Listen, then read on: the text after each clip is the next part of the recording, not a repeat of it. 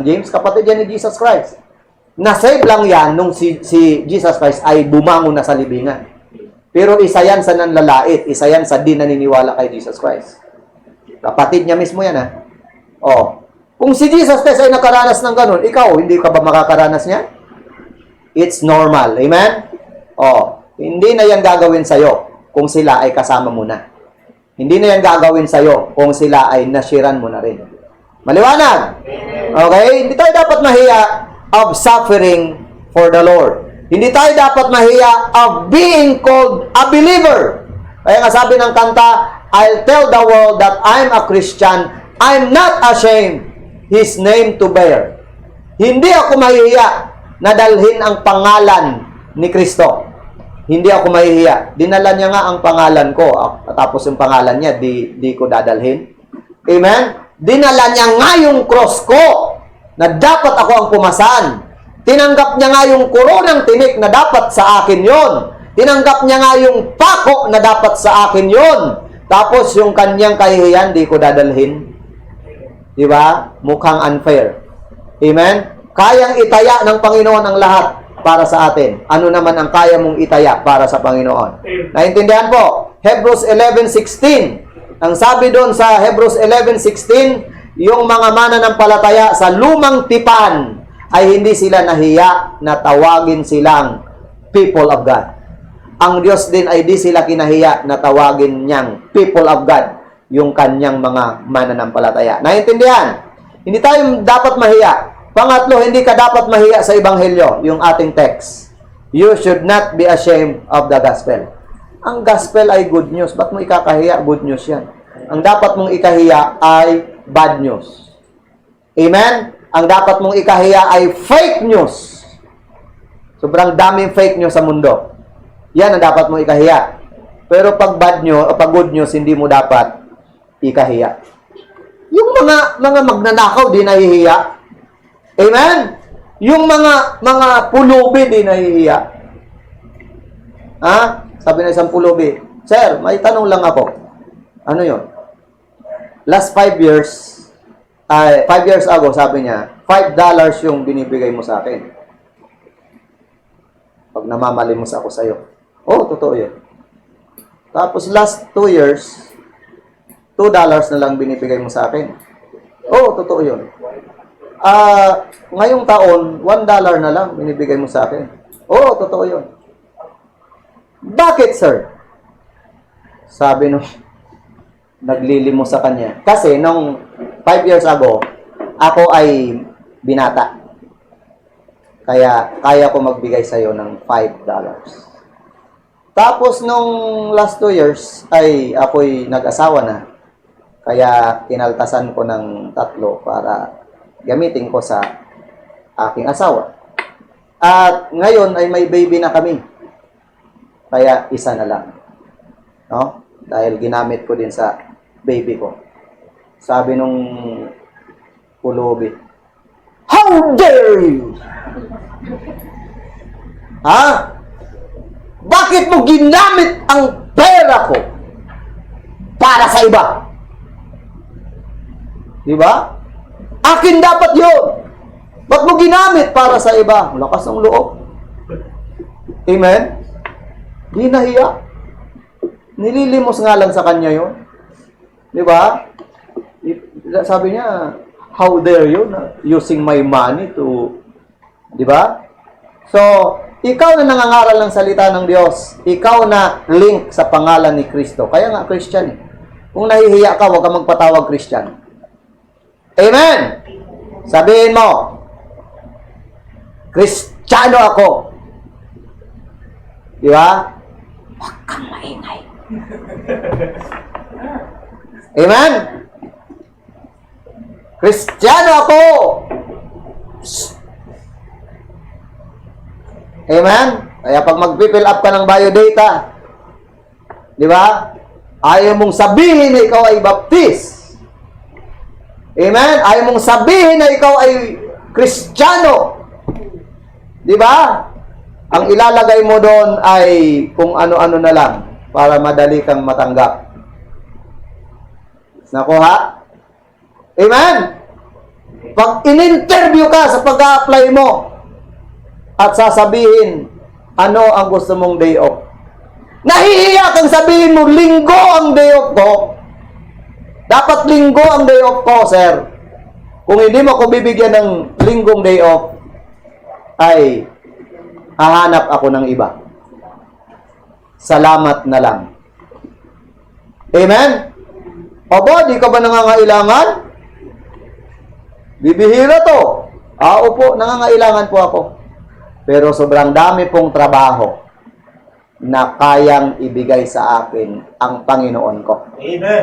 Seek you first the kingdom of God and His righteousness, and all these things shall be added unto you. Amen. Amen? Kaya lang, grab agad grab agad. Di ba? Wag. Kailangan nating pagpasyahan ang para kay Kristo. Amen? Pero hindi naman yung ma-offend sila. Explain mo ng maayos. Maliwanag po?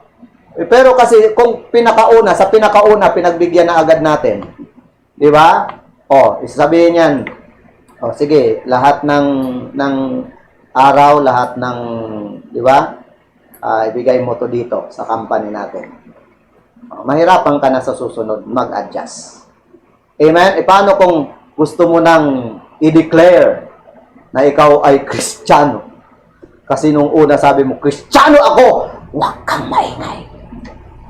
Okay? Paano kung gusto mo nang tanggalin yung hiya?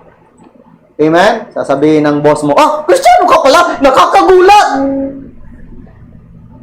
10 years na kitang kasama, ngayon ko lang nalaman na Kristiyano ka pala. Patay tayo niyan. Amen? So, Paul was not ashamed of the gospel. Ano ang dahilan? Ito po ang main points natin. Hindi ka dapat mahiya sa Ebanghelyo ni Kristo kagaya ni Apostol Pablo because of its origin. Okay? Because of its origin. Basahin nyo.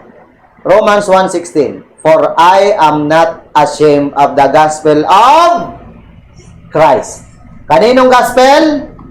Kay Christ. So because of its origin. Amen? It is the good news about someone, not something. It is the gospel of Jesus Christ. It is not the gospel of Paul. It is not the gospel of Matthew. It is not the gospel of John. It is not the gospel of Pastor John. It is not the gospel of Preacher Jeff. It is the gospel of Christ. Kaya dapat hindi ikahiya because of its origin. It is the good news about someone, not something. Amen? 1 John 4:14. Ang sabi po ng salita ng Diyos, 1 John 4:14. Okay, basahin natin yan. Sabi diyan, and we have seen and do testify that the Father sent the Son to be the Savior of the world. Paano daw? Ang ginawa ng Father? He sent His Son. The Father, God the Father, sent His Son. So, saan nagmula ang Ebanghelyo? Galing sa Ama. Amen? Pinadala niya ang anak sa mundong ito para mamatay sa krus ng Kalbaryo.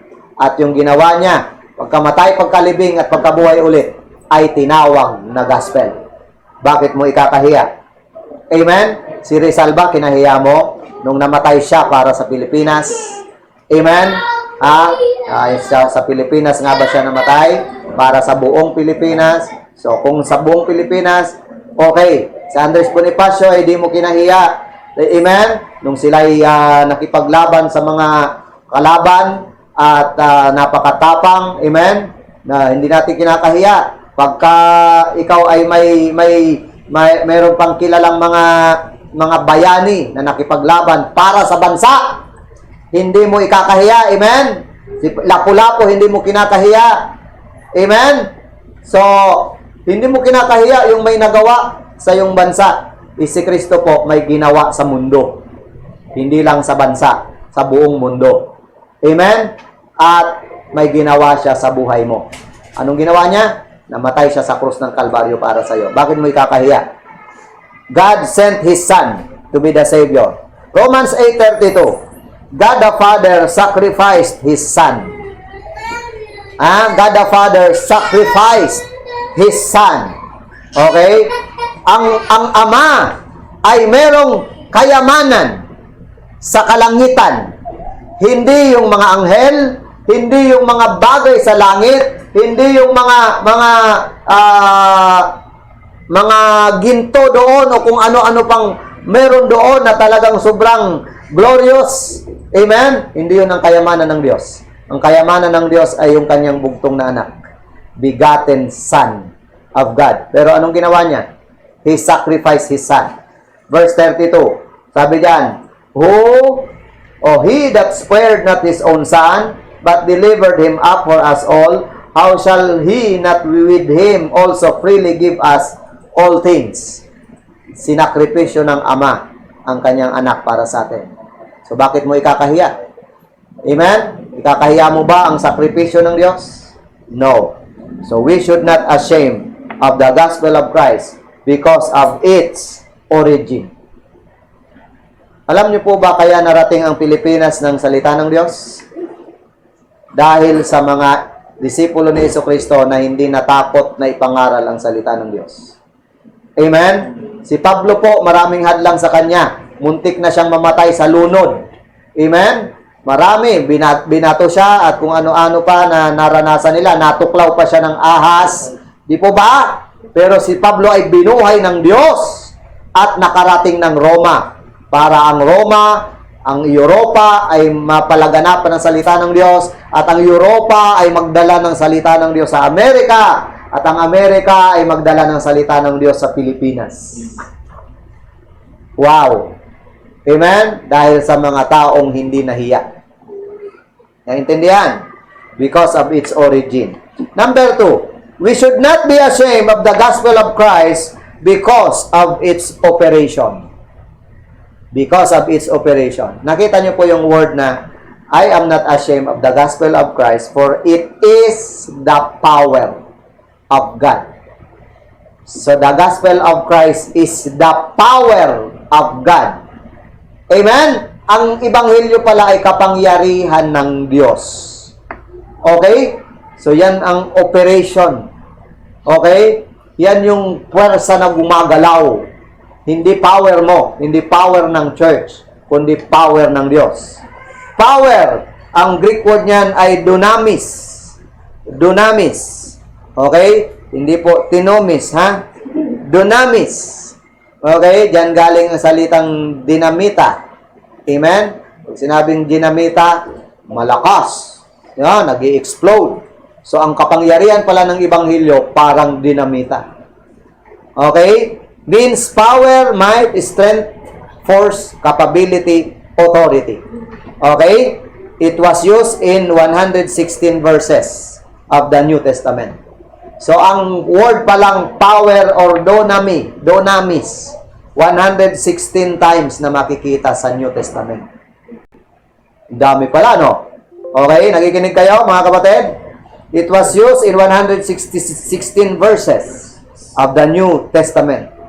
At ang first mention ng power na yan ay Matthew 6:13. Yung salitang dunamis. Ano yung Matthew 6:13? For thine is the kingdom and the glory and the power. And the power and the glory forever. Yung power na yan dyan sa Matthew 6:13 ay dunamis. Amen? So ang ebanghelyo pala ay hindi dapat ikahiya because of its power, because of its operation. Amen? So kung gusto mong, makinig, kung gusto nyo na ang nag-ooperate na power sa mundong to ay power ng Diyos, yan po ay sa magitan ng gospel. Amen? Kung gusto mo na magbago ang buhay ng isang tao, sharean mo ng gospel. Kung gusto mo na magbago ang buhay ng isang barangay, sharean mo ng gospel. Amen? Because sa gospel, gumagawa ang kapangyarihan ng Diyos. Amen po? Kung walang marinig, walang paniniwalaan. Correct? How shall they believe kung wala silang narinig? Amen? So kaya kailangan may marinig. At doon sa narinig, doon mag-uumpisang bumulwak, doon mag-uumpisang mag-explode. Boom! Di ba? Yung kapangyarihan ng Diyos. Naintindihan? The message of the Bible is power belongs to God. Yan po ang message ng Bible. Power belongs to God, not to us. The gospel has the power to save and change lives. Kaya niyang magligtas at kaya niyang magbago ng buhay. Okay? So bakit di dapat ikahiya ang Ebanghelyo? Because of its origin and because of its operation. Number 3, we should not be ashamed of the gospel because of its outcome. Because of its outcome. Verse 16, ang sabi, for it is the power of God unto salvation. Unto salvation. Saan daw? Sapagkat ito'y kapangyarihan ng Diyos para sa kaligtasan. Hindi sinabing para sa muntik ng maligtas. Hindi sinabing ganon. Ang Ebanghelyo daw ay di dapat ikahiya sapagkat ito ang kapangyarihan ng Diyos para sa kaligtasan. Hindi para sa muntik ng maligtas. Hindi para sa kaligtasang nawawala. Amen? Hindi para sa kaligtasang sa kakuna malalaman. Hindi. Ang sabi, ang Ebanghelyo ay para sa kaligtasan. Tuldok. Wala na po. Ibig sabihin, ang kaligtasan natitiyak. Sure salvation. Paano natitiyak? Natitiyak yan kasi ang gospel ay tiyak. Tiyak bang si Kristo namatay sa krus? Tiyak bang si Kristo ay pinako? Tiyak bang si Kristo ay nabuhay ulit? Tiyak bang si Kristo ay umakyat sa langit? Tiyak ba na si Kristo ay babalik ulit? Yan ay tiyak. O di ang Ebanghelyo tungkol kay Kristo ay tiyak. Nakakapagligtas. Amen? Nakakapagligtas ito. Tiyak ito. Ang outcome ay tiyak. Although many mock it. Kahit maraming umuusig dyan at tumatawa dyan, still, the outcome of the gospel is power unto salvation. Amen? 1 Corinthians 1:18, basa. Yan yung mga nagmamak sa gospel. Anong sabi? For the preaching of the cross, to them that perish, sa kanilang napapahamak, foolishness. Kamangmangan ito sa mga wala kay Kristo, kamangmangan ito sa mga napapahamak, but unto us which are saved, it is the power of God. Amen. Amen! Ang nagtatawa lamang sa Ebanghelyo ay lost. Napapahamak. Pero yung tunay na saved, hindi natatawa sa Ebanghelyo.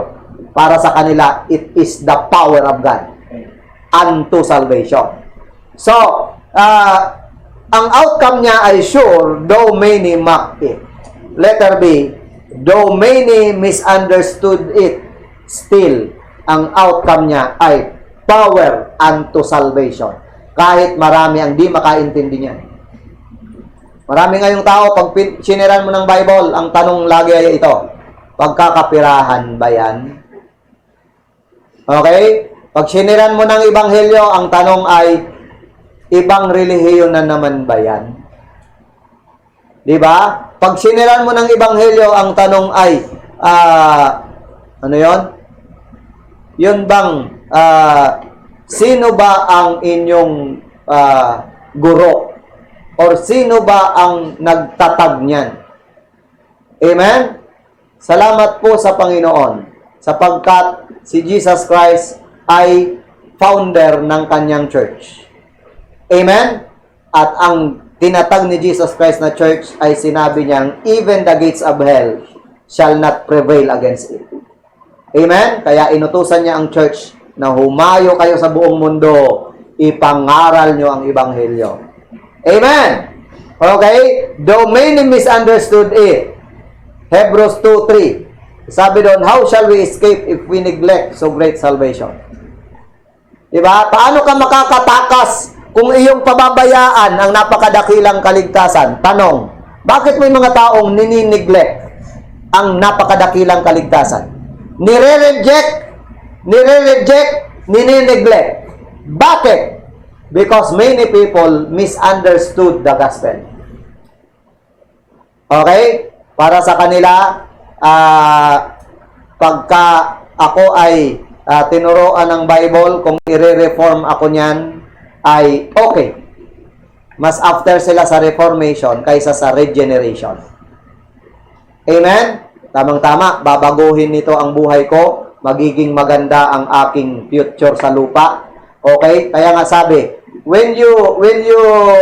if you want prosperity, you should preach prosperity gospel. Okay? If the people gusto nilang mag-prosper, pangaralan mo ng prosperity gospel. Ano yon? Name it and claim it.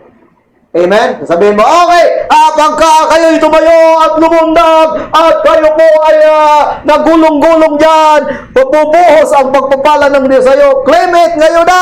Ito na! Sahuri na natin ang mga payong natin. Di po ba? Ang pagpapala ng Diyos. Wala pong ganon. Amen? So, maraming tao after sa mga nakikita ng mata. So, kung gusto nilang prosperity gospel ipangaral mo. Amen? Pero kung gusto nila salvation, pure gospel ipangaral mo. Amen? At sa pure gospel na pangangaral, wala pong half gospel. No? Lagi pong ang gospel ay buo. Laging full. Amen?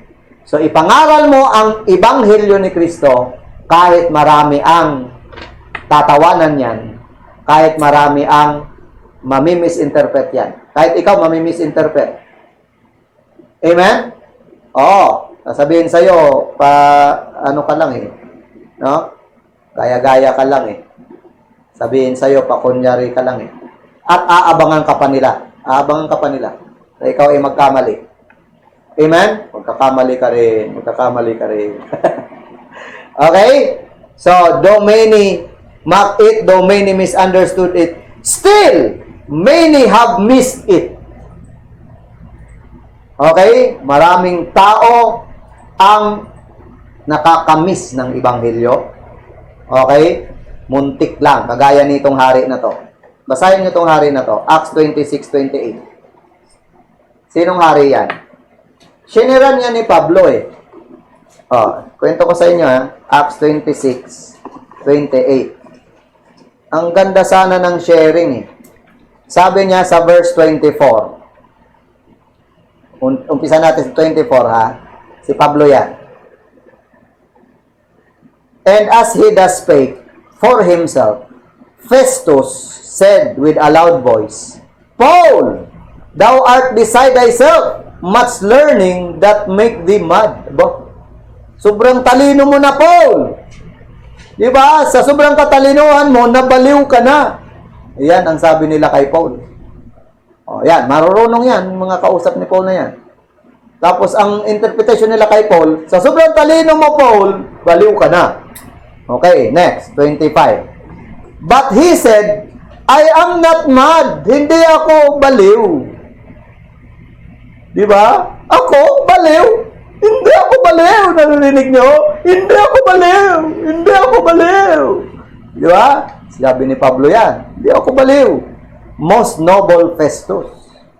Hindi ako baliw, most noble Festus. But speak forth the words of truth and soberness. Verse 26. For the king knoweth of these things, before whom also I speak freely. For I am persuaded that none of these things are hidden from him. For this thing was not done in a corner. Sabi ni Paul, hindi ako baliw, kagalang-galang na Festus. Alam nga ito ng hari eh, na ako ay di baliw. Alam nga ito ng hari, yung doktrinang ito, yung turo ko na to, alam to ng hari. Nakikinig yung hari. Verse 27. King Agrippa, sabi ni Paul, King Agrippa, believest thou the prophets? Naniniwala ka ba sa mga propeta? Alam ko na naniniwala ka. Ayun, sabi ni Paul. Sumagot si Agrippa, 28. Then Agrippa said unto Paul, almost thou persuadest me to be a Christian. Sabi ni Agrippa, kamuntik mo na akong mahikayat na maging Kristiyano. Kamuntik na. Buti na lang may muntik. Kamuntik na! Oh, maraming tao ganun. Muntik nang masave. Muntik nang makakilala kay Kristo. Muntik lang. Okay? Verse 29. Sabi ni Paul. And Paul said, I would to God that not only thou, but also that hear me this day, were both almost and altogether such as I am, except this bunch. Sabi ni Paul, ayaw ko ng almost. Ayaw ko ng muntik. Mahal na hari. Pangit pag muntik. Amen? Pag muntik ka ng maligtas, muntik ka ng mapunta sa langit. Amen? Oo. Pag muntik ka ng mapunta sa langit, sure kang sa impyerno ka pupunta. Kasi muntik lang sa langit. Amen? Oo. Nakanood na kayo ng pelikulang Muntik nang maabot ang langit. Diba? Muntik lang. Muntik lang. Okay, hindi talaga naabot. Okay? Oo. Alam niyo po ito, ang kaligtasan tinitiyak. Amen? Hindi ligtas-ligtasan para hindi langit-langitan ang pupuntahan. Tiyak talaga. Hello? Okay? You can know for sure from the Bible. The outcome of the gospel is great. It is good. Power unto salvation. You can know it. Malalaman mo yan. Amen? Sabi nga nung dalawang estudyante nag-usap, ang mama ko, kaya niyang i-predict ang future ko. Ha? Sigurado ka, ang nanay mo ay kayang mag-predict? Oo, lagi niya nga yung napapatunayan, kaya niya i-predict eh. Sa paano paraan? Sabi niya, pag tinitingnan ng mama ko yung report card, alam niya na agad, pagdating ni Papa, kung ano mangyayari. At madalas yung nagkakatotoo. Okay? So, kaya, sabi niya, kayang mahulaan ng mama ko ang mangyayari sa future. Maraming beses nang na-prove. Pag sinabing, lagot ka sa papa mo mamaya, yari na. Totoo yun. Amen, mga estudyante? Amen ba? Amen. Oo. Sabi ng isang estudyante, Tay, kaya mo bang magsulat ng pangalan mong nakapikit? Oo naman. Ibig sabihin, kaya mong pumirma ng nakapikit? Oo! Sige nga, pirmahan mo nga itong report card ko na hindi nakatingin. Kaya mo? O, bakit? Ayaw ipakita eh, no? May palakol. Okay? O, nakapapirma na ba kayo ng report card nyo? Mga nag-o-online class. Ha? Na habang nag-o-online class ay di ba? Oh. Number 4, panghuli, because of its outreach. We should not be ashamed of the gospel because of its origin, because of its operation, because of its outcome, and because of its outreach. Anong outreach? Tingnan nyo po sa verse 16. For it is the power of God unto salvation to everyone that believeth. Ano ang outreach? To everyone that believeth. Sa bawat isa na naniniwala. Sa kahit sino na naniniwala. Amen? It saves everyone who believes in the Lord. Yan po ang outreach ng gospel. Okay, hindi namimili ng kulay, di ba? Hindi namimili ng edad, hindi namimili ng kasarian, hindi namimili ng bansa. Amen? Hindi namimili ng natapos. Kung ang maliligtas lang ay mga college graduate, ang daming lagpak. Amen? Kung ang maliligtas lang ay yung nakakapag-English, patay na. Amen? Kung ang maliligtas lang ay yung 5 feet pataas, wala na. Amen? Amen? Pero ang sabi diyan, to everyone that believeth. Amen? He doesn't ask us to behave to be saved. He asks us to believe and be saved. Hindi sinabing, behave and be saved. Ang sabi ay, believe and be saved.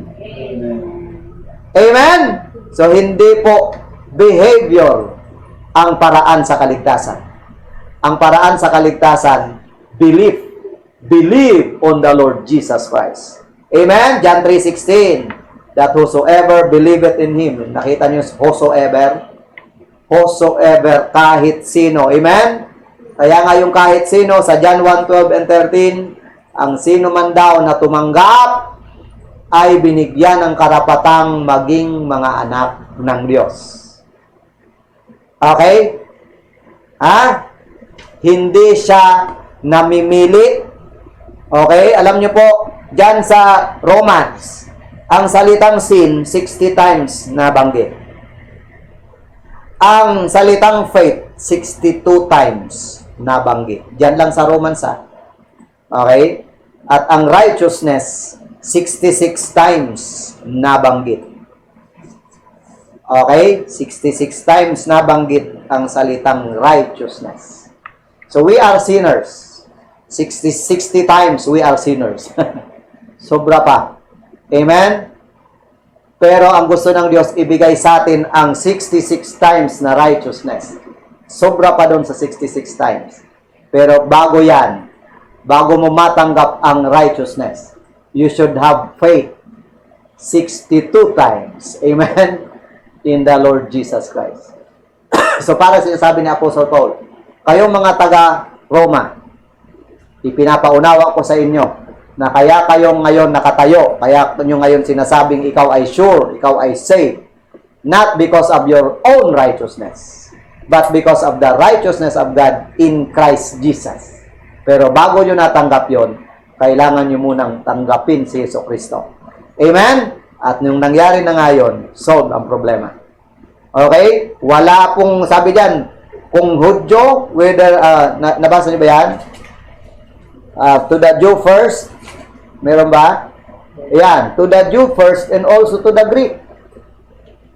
Amen? So yan yung outreach ng gospel. To the Jew first and also to the Greek. Di po ba?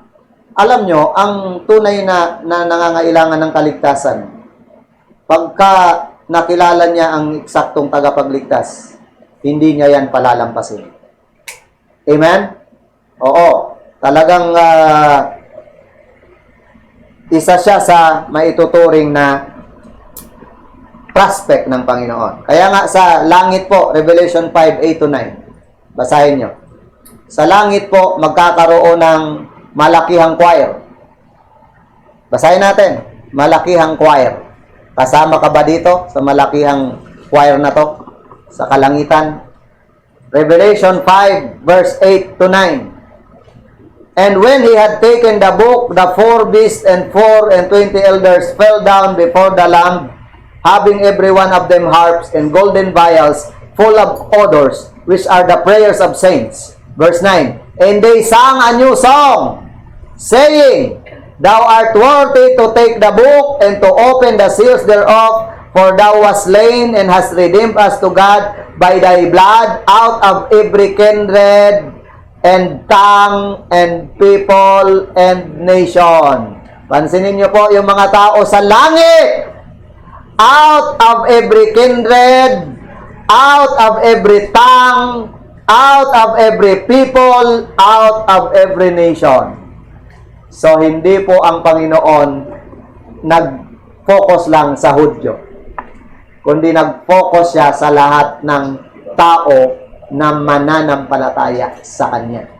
Kaya tayong Pilipino ka man sa puso at diwa. Amen? Ikaw ay naging mananampalataya ni Jesucristo. Amen? By your personal decision. Hindi involved yung mahal mo sa buhay dyan. Ikaw ang nagpasya niyan. So kahit hindi ka Hudyo, someday, aawit ka kasama ng mga to. Aawit sila ng malakihang choir. Amen? Ano kayang kanta yan? Di ba? Baka to God be the glory ang kantang yan. Amen? New song O, so hindi pa natin alam kung anong song ang kakantahin. New song. Okay? So basta kakanta ako doon. Amen? We should not be ashamed to tell everyone that they can be saved. Hindi ka dapat mahiya. Okay? Hindi ka dapat matakot. Dapat gapiin mo ang gospel phobia na yan. Amen? Alam niyo ang mga dahilan kaya katakot? Una, di mo kasi alam kung paano i-explain. Bakit di mo pag-aralan? Amen? Pangalawa, hindi ko pa kasi nasubukan eh. Ba't di mo subukan? Subukan mo talaga. Amen? Oo. Nung kauna-unahan ko pong nag-share ng kaligtasan, ang sabi ko sa sinirang ko, tinuro ko na yung John 3:16. Tinuro ko yung Romans 5:8. Ayun na nga, nakumbinsi na nga siya na siya ay makasalanan, hiwalay sa Diyos, pupunta na impyerno, bayad na kasalanan niya. Nung namatay si Kristo sa krus. So, nabasa ko yung mga talatang yon. Sabi niya, okay, anong gagawin ko? Sabi ko, tanggapin mo si Kristo. Ay, sandali pala, may gagawin ako eh. Sabi ko, hindi. Sabi ng Bible, ngayon ang araw ng kaligtasan. Ngayon mo dapat siya tanggapin. Kasi may nasa Bible na ngayon ang araw ng kaligtasan. Alam mo, sabi niya sa akin, anong talata? Anong talata? Sige, ipabasa mo sa akin para tatanggapin ko na si Kristo. Hinanap ko, hindi ko makita. Hindi ko makita yung 2 Corinthians 6:2. Ngayon ang araw ng kaligtasan. So, hinahanap ko, hindi ko makita. Ngayon, dumaan yung isang kapatiran. Sabi ko, Brad, ano nga yung talata na ano?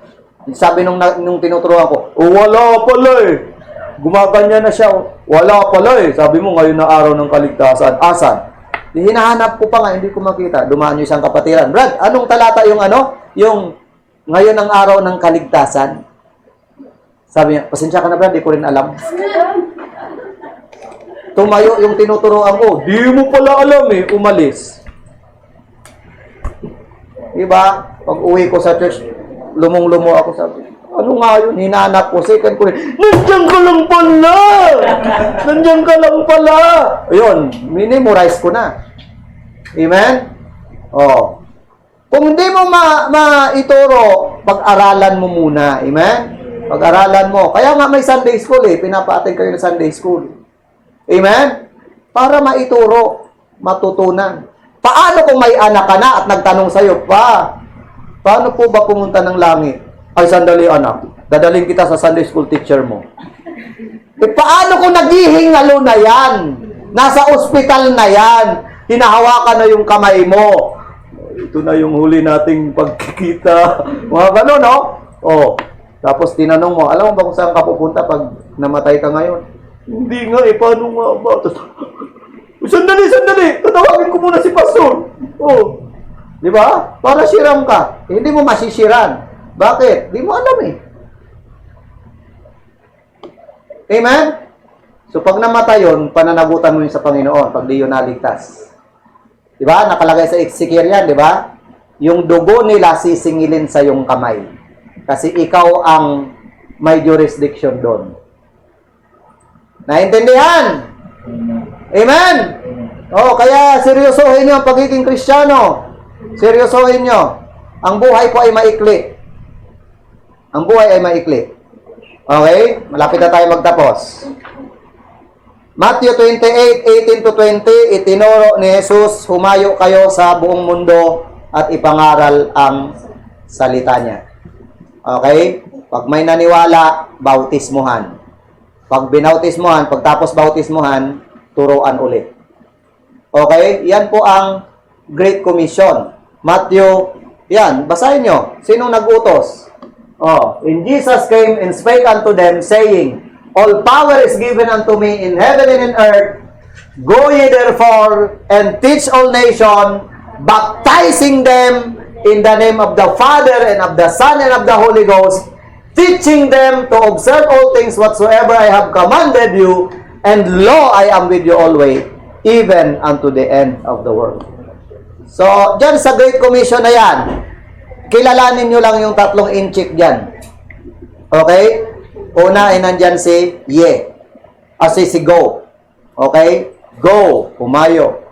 Diba? Tapos ye. Kayo yon. Humayo. Kayo. Diba? Ipangaral ang Ebanghelyo. Pag may tumanggap, sunod na ituro, bautismo in the name of the Father, Son, the Holy Spirit. Pagtapos niyan, turuan ulit ng discipleship. Amen? Tapos, ang pangatlong incheck dyan, law. I am with you always, even unto the end of the world. O, kilala nyo ba yung tatlong incheck na yon?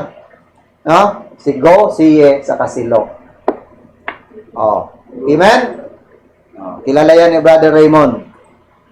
Kasi siya ay si C. Acts 1:8. Ang sabi ng Acts 1:8, maging witness kayo.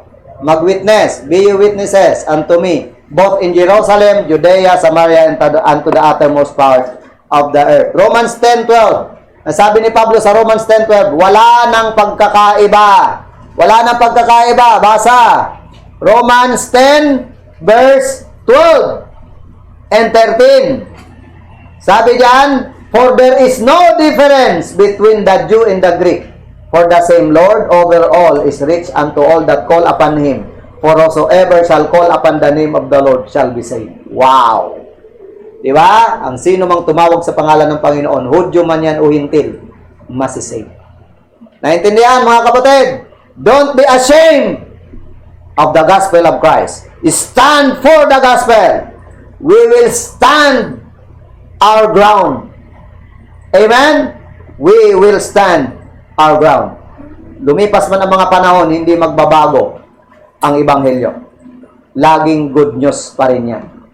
Amen? O ngayon, sa ating pagtatapos, kilala nyo si Frederick the Great? Frederick the Great. Basahin ko lang ha. Yan. Kita ba? On one occasion, Frederick the Great invited some notable people to his royal table, including the top-ranking generals. One of them by the name of Hans van Zieten. Okay? Declined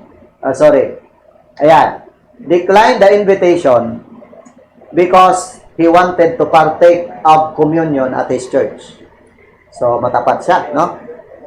Sometime later, at another banquet, Frederick and his guests mocked the general for his righteous or religious scruples and made jokes about the Lord's Supper. Ininsulto. Sabi niya, mahal na hari, sir, hindi muna ako atin ng banquet kasi may church kami. Nung sunod na banquet, ay pinagtawanan siya. Yung general, pinagtawanan. Ininsulto yung Lord's Supper, ininsulto si Kristo. Okay? At ang pasimuno pa ay yung si Frederick. Okay? In great peril of his life, the officer stood to his feet and said respectfully to the monarch, my lord, there is a great king than you, a king to whom I have sworn allegiance, even unto death. I am a Christian man. Habang pinapahiya siya, tumayo siya. With due respect, sabi niya, ako ay Kristiyano at may hari pa na mas higit sa'yo. Sinagot niyang ganyan yung hari. Okay? Next. And I cannot sit quietly as the Lord's name is dishonored, His character belittled, and His cause subjected to ridicule. With your permission, I shall withdraw. Tapang ng general na to. Amen? The other generals trembled in silence, knowing that von Zieten might be killed. Natakot, no? Baka patayin. But to their surprise, Frederick grasped the hand of this courageous man, asked his forgiveness, and requested that he remain. He promised that he would never again allow such a travesty to be made of sacred thing. Praise the Lord for a man of conviction that was not ashamed of the Lord. Amen. Amen? Ikaw ba ay mahihiya? Ikakahiya mo ang Panginoon? Pag kinahiya mo ang Ebanghelyo ni Kristo, para mo na rin pinayagan na siya'y insultuhin ng marami. Payag ka na siya'y insultuhin? Mas marami pa ang sumasabong kaysa nagsisimba? Ha? Mas marami pa ang nag-online, sabong online, tong-it, online, kung ano-anong online, kaysa sa online church service. Pag kinahiya mo ang Ebanghelyo ni Kristo, pinapayagan mong si Satanas at ang kanyang mga tauhan ay pagtawanan ang pangalan ni Kristo at pagtawanan ang bayan ni Kristo. Amen? Christians, we should not ashamed of the gospel of Christ. Maging kagaya tayo niyan. No? Isang general na kayang sagutin ng kahit sino kung ang pinag-uusapan na ay si Kristo at kung ang pinag-uusapan na ay pananampalataya niya. Are you with me? Shadrach, Meshach, and Abednego, sabi na sa hari, we are not careful to answer you in this matter. Kaya kaming iligtas ng aming Diyos. Pero kung hindi man, di pa rin kami sasamba sa Diyos-Diyosan mo. Let them know our stand. Amen? Maraming salamat. I hope na may natutunan tayo. God bless you. Let's pray. Panginoon, salamat po sa iyong salita. Nawa ito po'y sapat na nakapagpaalala sa bawat isa. Hindi namin dapat ikahiya ang Ebanghelyo ni Kristo. Hindi rin namin dapat ikahiya ang aming mga sufferings. Hindi rin namin dapat ikahiya na kami tawaging mananampalataya, tawaging Kristiyano. Tulungan mo po na ang mga mananampalataya na hindi namumuhay ng karapat-dapat sa inyo, hindi namumuhay ng buhay na inaasahan mo para sa amin. Tulungan mo po na mag-change ang kanilang direction. Tulungan mo, O Diyos, na maging concern ang bawat isa sa aming mga mahal sa buhay. Maging concern sa mga kaluluwa. Marami pa po ang dapat anihin, marami pa ang dapat bahagian ng iyong banal na salita. Salamat po sa mga nagtatapat. I-bless mo nga po ang kanilang buhay at patuloy mong pagbungahin, Panginoon. Marami pang maakay, madala sa katotohanan at mapangaralan ng tiyak na kaligtasan na nagmumula sa inyong salita. Ikaw din, Panginoon, ang kumilo sa puso ng mga bisita. Tulungan mo po, Panginoon, na magpasya sila habang may panahon na isuko ang kanilang kasalanan, pagsisihan ito at tanggapin si Kristo lamang sa kanilang puso bilang kanilang Savior and Lord. Salamat po, Ama, sa iyong paalala. I-bless mo po maging ang church po sa Albay, Panginoon. Pangunahan mo at palaguin po ang bawat isa sa kanila. Ang lahat po ay aming dalangin sa pangalan ni Jesucristo ang tagapagligtas. Amen. Salamat po. I hope na sa mga nakatanggap ng mensahe ngayon, no, sa inyong mga kinalalagyan, sa inyong tahanan, sa inyong mga personal na buhay, i-apply ang salita ng Diyos. Amen? God bless you. At doon po sa mga naka-attend, please send your selfie. Please send your pictures bilang attendance po natin.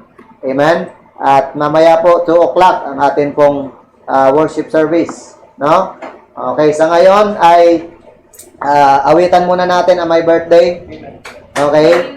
Birthday po kahapon ng ating kapatid, Sister Elisa May. At sino pa? Sino pa may birthday this week?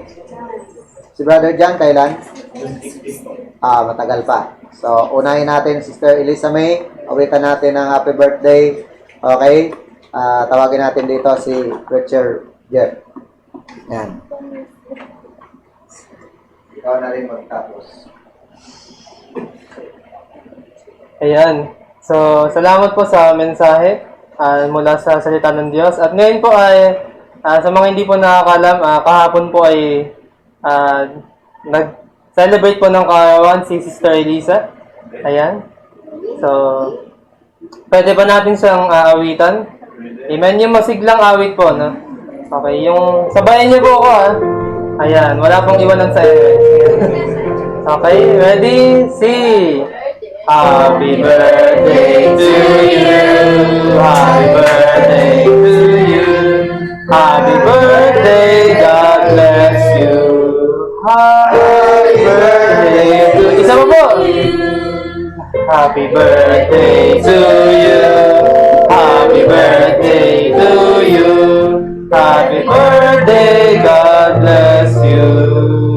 Happy birthday to you. Amen. So, ayan, mag-message daw po si Sister Elisa dito. Kahit maikli lang po. Thank you. Okay. Hindi, dapat po. Dapat nandun, no? Apo. Kita. Yes.